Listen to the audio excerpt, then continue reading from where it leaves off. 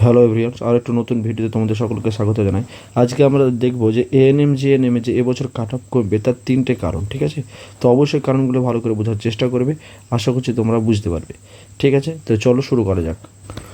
প্রথম কারণ হচ্ছে SC ST OBC, fake SC ST OBC এই সমস্ত সার্টিফিকেটগুলো ভেরিফিকেশান শুরু হয়েছে, রিভেরিফিকেশান শুরু হয়েছে এবং রিভেরিফিকেশানের পরে তাদেরকে এনসিএল দেওয়া হবে। তার পূর্বে কোনো এনসিএল দেওয়া হবে না। আর তোমরা জানো এনসিএল যদি না পাও তাহলে সেক্ষেত্রে তোমাদের সে সার্টিফিকেটের কোনো ভ্যালিডিটি থাকবে না।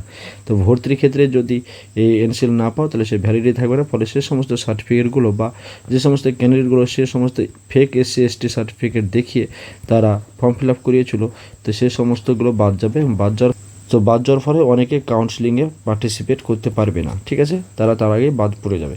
তো এটা একটা বিশাল একটা কারণ, কারণ এসসি এসটি তোমরা জানো যে কাট অফ এমনি এসসিতে পূর্বে একটু কম যায়, এবার আরও কম যাবে, ঠিক আছে? এসটিতে আরও কম যাবে। তো চলো পরবর্তী কারণটা দেখে নিই। তোমরা দেখেছো কালকে যে ডব্লিউবিজেই এর যে রেজাল্ট পাবলিশ হয়েছে এবং রেজাল্ট হয়েছে 7% ওবিসি রিজার্ভেশনে। ওবিসি রিজার্ভেশন 7% দিয়ে রেজাল্ট পাবলিশ হয়েছে। তো ফলত যে 10% যে ওবিসি এ ক্যাটাগরির জন্য দেওয়া হতো সেগুলো প্রায় সবই তোমার জেনারেল ক্যাটাগরিতে চলে আসবে, কিছু ভাগ হবে, ঠিক আছে? অর্থাৎ প্রায় 52% মতো জেনারেল ক্যাটাগরিতে সিট থাকবে এবং এসসি তো কিছু বাড়বে, এসটিতেও বাড়বে এবং ওবিসির যে 7% আছে সেখানেও কিছু সিট বাড়তে চলেছে, ঠিক আছে? তো সেই কারণ থেকে নিয়ে পূর্বের থেকে যে ওবিসি যারা ছিল, ওবিসি এর যে বেনিফিটগুলো পেত তারা বেনিফিটগুলো পাবে না। ফলত যেহেতু জেনারেল যদি মোটামুটি ধরো কিছু না হলো 150+ সিট বাড়তে চলেছে। 150+ সিট মানে আগে যত হতো তার থেকে কমপক্ষে তোমার এই কাট অফ কমতে চলেছে, কমপক্ষে কাট অফ কমতে চলেছে, ঠিক আছে? এই শুধুমাত্র ওবিসির 10% রিজার্ভেশন বাদের কারণে কমপক্ষে 2 মার্কস কমতে চলেছে, ঠিক আছে? আশা করছি ব্যাপারটা বুঝতে পেরেছো।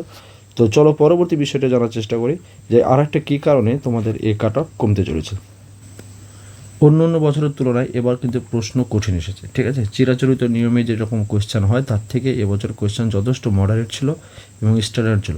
বেশিরভাগই স্টুডেন্ট কী হতো না, প্রিভিয়াস ইয়ারের ট্রেন্ড অনুযায়ী পড়াশোনা করেছে, ফলে অনেকের কনসেপ্ট ক্লিয়ার ছিল না বা থাকে না, সেই কারণ থেকে নিয়ে কিন্তু ভালো ফলাফল করতে পারবে না।